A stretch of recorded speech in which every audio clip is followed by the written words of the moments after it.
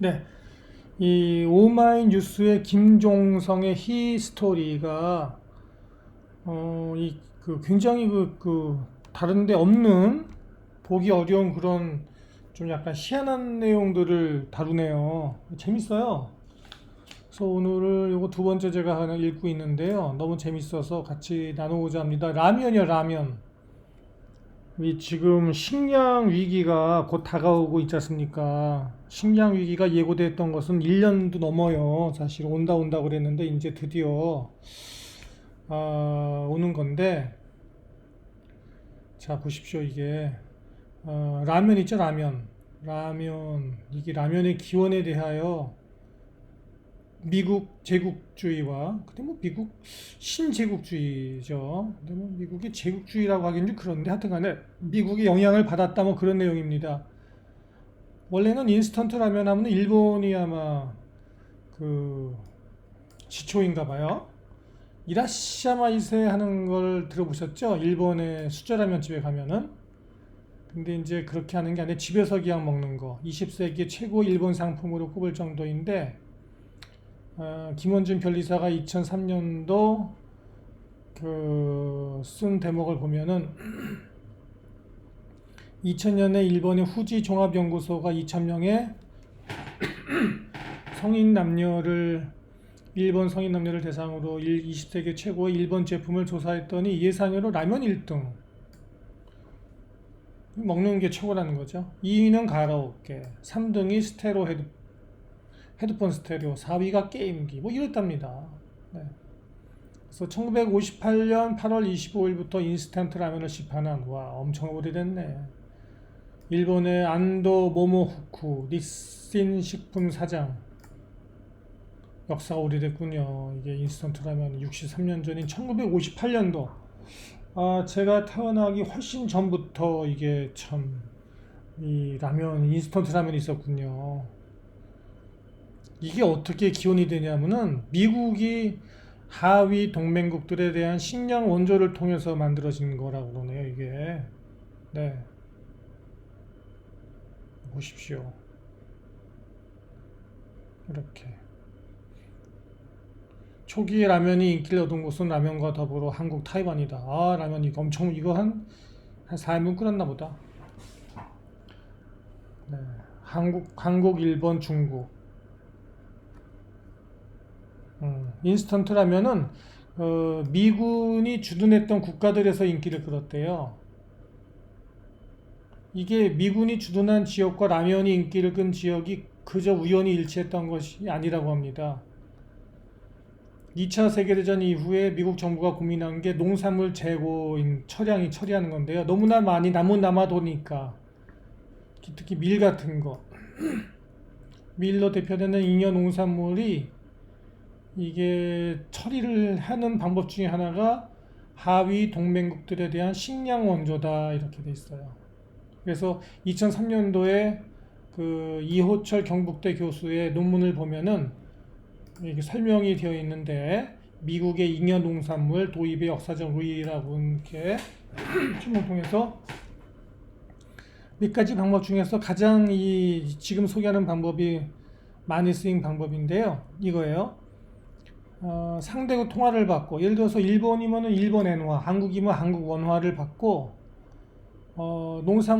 남나라도는 농산물을 판매하고 그 돈을 그 나라의 중앙은행에 넣어두고 미국 대사관이나 미국 기업의 비용으로 사용하거나 또는 그 상대국과의 공동 방위 비용 등에 활용하는 방식이다.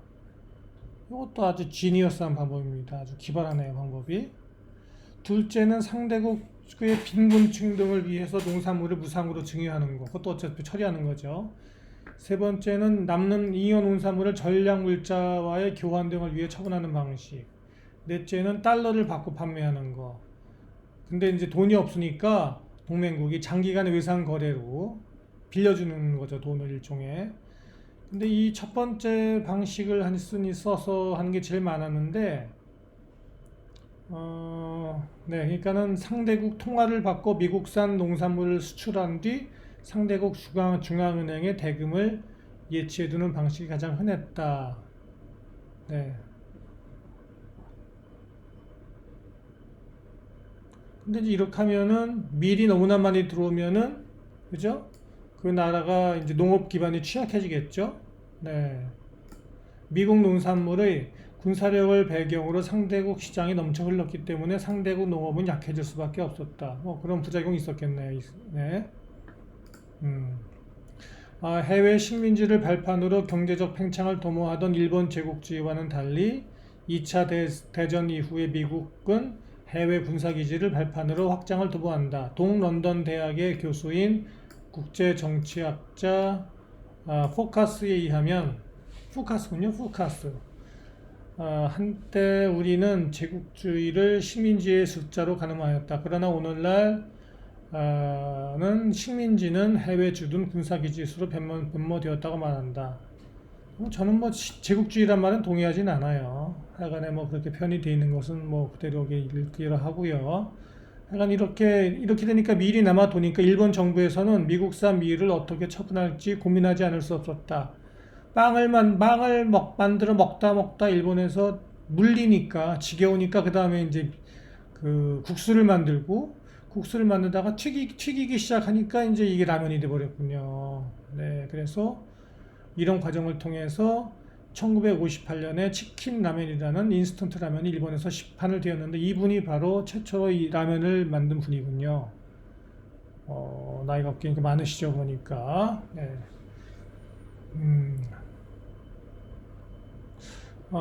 한국에서도 똑같았다 그래요. 한국에서는 좀 더 뒤에 65년도 9월 15일이니까 제가 태어났던 해네. 뱀해요, 뱀해. 1965년 9월 15일부터 삼양라면의 창업자 전중료는 1961년부터 일본의 라면 사업에 관심을 가졌다가 요걸 관심을 가졌다가 우리나라에도 미국산 밀이 쏟아져 들어오니까 요거를 했구나. 이 삼양식품의 창업자가. 그러니까 이런 참 그 기민한 그런 참 머리가 좋네. 참 노리다가 딱 해버리니까 역시 돈 엄청난 그 삼양식품이란 걸 일으켰네요. 네. 타이완도 그래요. 타이완은 1945년부터 미국의 잉여 농산물을 도입했고, 그러니까 이러한 기회가 사실 베트남에 있는 겁니다. 왜냐하면 베트남이 한국의 한 10년 뒤를 예를 들어서 그대로 따라간다고 치면은 10년 내지 15년, 그러니까 한국에서 했던 일이 그대로 똑같이 생기는 거예요. 그러니까 삼양식품의 창업자 전중윤 님과 같은 그런 것을 베트남에서도 할 수 있는 거죠, 사실은. 그래서 여기가 기회의 땅이에요. 네. 타이완도 마찬가지고. 그래서 이렇게 미국 주둔지에 대한 잉여 농산물 원조를 통하여 이렇게 네, 동아시아 인스턴트 라면 산업의 진흥을 도왔다. 현대 동아시아 국제 질서를 배경을 이루는 장면이 라면 한 그릇에 담겨 있다고도 할 수 있다. 하여간에 참 이분은 재밌는 글을 많이 쓰시는 분이네. 약간 저하고 시각은 다르긴 합니다만은 어쨌든 간에 네, 재밌었어요. 하노이 닥터였습니다.